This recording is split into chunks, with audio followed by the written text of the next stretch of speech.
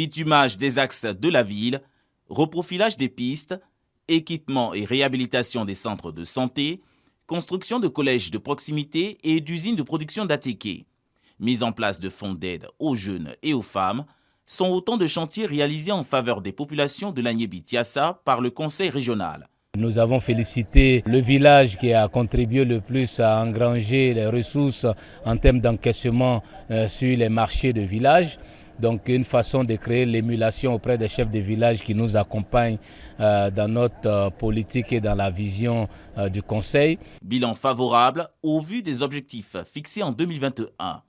À l'ouverture de cette session 2022 jugée aussi satisfaisante, Pierre Demba, président du conseil régional, donne de nouvelles orientations. Dès que nous avons été élus, nous avons compris que dans notre région, ce qui était la préoccupation majeure de nos parents, c'était d'investir pour l'homme. Et donc nous avons commencé par l'éducation et la santé. Mais en même temps, nous avons initié des petites activités sociales, sans oublier des infrastructures, les routes, l'électricité, l'eau. Et je voudrais dire à l'ensemble des populations de l'Agnébi-Tiassa que pour l'année 2022-2023, les jeunes et les femmes seront à l'honneur. Déjà, nous avons investi dans chaque sous-préfecture pour créer des activités génératrices communautaires, je voudrais dire les usines d'attiqués qui sont en train de sortir des terres. Mais nous allons poursuivre pour que l'ensemble des sous-préfectures soient ouvertes. La pauvreté est visible et très forte. Et là, au niveau du conseil régional et avec le président qui fait beaucoup de choses, nous aidons autant que faire se peut les populations les plus vulnérables, les populations en difficulté majeure, maladies, accidents et autres. Cette première session a été l'occasion pour le président Pierre Demba de reconduire les membres et les différentes instances qui composent le conseil régional. 3 milliards de francs CFA, ainsi se chiffre le budget de l'année 2022. Et il permettra d'achever les chantiers en cours.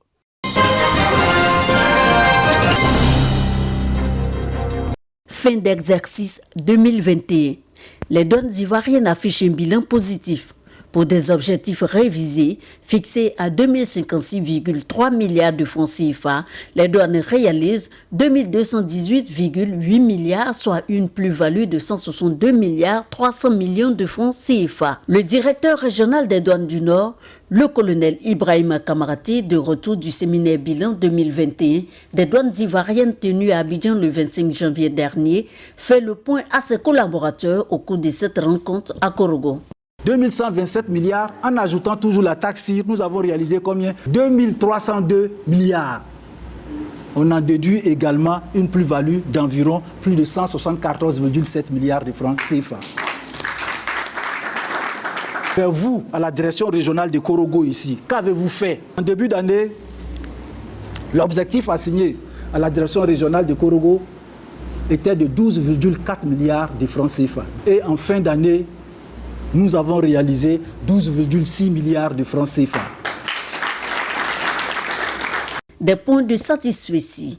Et cette rencontre de Korogo propice pour la présentation des objectifs nationaux et locaux. Un autre point de la rencontre d'Abidjan. Pour l'année 2022, la somme de 12,8 milliards ont été assignés à la direction régionale de Korogo, qui est répartie entre les différents bureaux, à savoir les 4 bureaux qui sont ouverts au dédouanement. La stratégie mise en place est toute simple, est résumée dans ce qu'on appelle le plan d'action stratégique, qui est une instruction gouvernementale et complétée par des stratégies internes mises en place, à savoir renforcer la vigilance au niveau des corridors, renforcer la vigilance au niveau de la prise en charge des marchandises et surtout la lutte contre la fraude et la contrebande. Vigilance donc dans un contexte sensible. Fermeture de frontières voisines du Mali et du Burkina Faso. Impact de la Covid sur les échanges commerciaux et révision du prix du fret maritime, entre autres. Toutefois, les douaniers réalisent ici leur volonté et résilience pour préserver l'économie nationale. La direction douanière du Nord, basée à Korogo, couvre les régions du Poro, du Tchologo et de la Bagoué. Une direction classée 2e nationale sur les 6 directions que compte l'administration douanière. La salle de conférence de la préfecture de Daoukro comble. L'ambiance y est studieuse. Les membres de la communauté éducative de la région de Lifou mobilisés. sont venus s'imprégner des nouvelles réformes relatives au COGES, Comité de gestion des établissements scolaires publics. Si les parents d'élèves désormais ne devront plus s'acquitter des cotisations exceptionnelles aux primaires et dans les lycées et collèges, le COGES en tant qu'instrument au service de la bonne marche de l'école demeure, mais devra fonctionner différemment. Dans un discours franc, les membres de la délégation issue de la direction de l'animation, de la promotion et du suivi des COGES et de la direction des écoles, lycées et collèges ont élucidé les différents points contenus dans les nouvelles dispositions prises par l'État. L'objectif est d'amener tous les membres de la communauté éducative à connaître la mission et les charges des COGES et en faire un véritable instrument au service de l'école ivoirienne. Désormais, COGES et personnel de l'établissement doivent se donner la main pour qu'il y ait la paix dans l'école, pour que tous les défis soient relevés. Et le défi que nous avons, c'est l'accès, la qualité et la bonne gouvernance. Ce sont au total 30 milliards qui seront alloués au COGES. 18 milliards proviennent de l'État et 12 milliards des collectivités décentralisées. 4 milliards 700 millions de francs CFA ont déjà été alloués pour le premier trimestre de cette année scolaire 2021-2022. Les émissaires du ministère de l'Éducation nationale et de l'alphabétisation exhortent les différents COGES à utiliser les fonds mis à leur disposition de manière optimale, rappelant que ces structures feront l'objet d'un contrôle plus rigoureux au nom de la bonne gouvernance.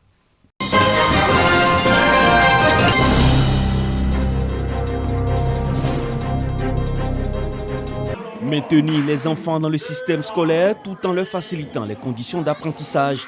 C'est ce qui justifie cette initiative du roi de Bouna, Negek Bilima, en dotant l'EPP Saillé d'une cantine scolaire et des kits alimentaires. Une infrastructure qui permettra aux apprenants de se consacrer à leurs études.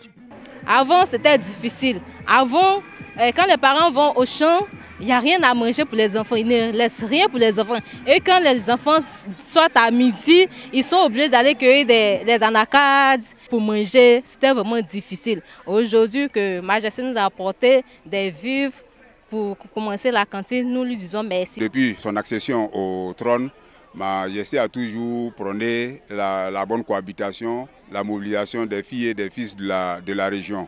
Aujourd'hui, c'est ça. D'autres projets vont suivre à travers d'autres villages en matière de réalisation de cantines, en matière d'appui au système scolaire, en matière de réalisation de points d'eau pour permettre à nos populations de vivre en toute quiétude. Pour sa part, le directeur régional de l'éducation nationale et de l'alphabétisation du Boukani a exprimé sa reconnaissance au roi. Pour lui, la cantine scolaire constitue un outil important dans la scolarisation des enfants. Ça permet aux enfants d'être alimentés et donc de mieux suivre les enseignements. C'est une cantine encore communautaire. En attendant que l'État joue sa partition, la population doit imiter le geste de Sa Majesté pour que la cantine puisse fonctionner. Selon les autorités en charge de l'éducation, le taux d'alphabétisation est faible dans la région du Boukani et des projets du genre vont s'étendre à d'autres localités de la région.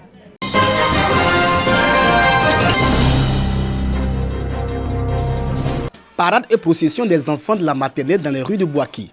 À la préfecture de région, les enfants étaient parés de la tenue du corps préfectoral. Pour les organisateurs, il est question de rendre hommage à la première autorité de la localité qui représente le président de la République. Je dois inculquer le savoir aux enfants, c'est-à-dire le respect des institutions, le respect de la République et le respect de tout ce qui incarne la nation. Et nous avons voulu que les enfants fêtent, nous avons voulu que les enfants soient en joie. Et c'est cette distribution de joie que nous venons apporter à l'école. Les autorités et les initiateurs saluent cette action qui donne l'occasion aux enfants de s'affirmer et de développer leur potentiel. C'est une fierté de voir que tous ces enfants veulent bien devenir les jours sous-préfets comme nous. Et je leur dis que c'est possible. Pour les guides religieux, le Mardi Gras doit permettre aux tout-petits de connaître Dieu et de se rapprocher de lui. Quand on devient des êtres nouveaux, alors il y a l'amour entre nous. Il y a la joie entre nous, comme vous êtes en train de vivre maintenant. Soyez de bons citoyens à l'image de Dieu. Le Mardi Gras annonce le mercredi des Cendres qui marque le début du carême chrétien, une période où le chrétien est appelé à la prière, à la pénitence et au partage.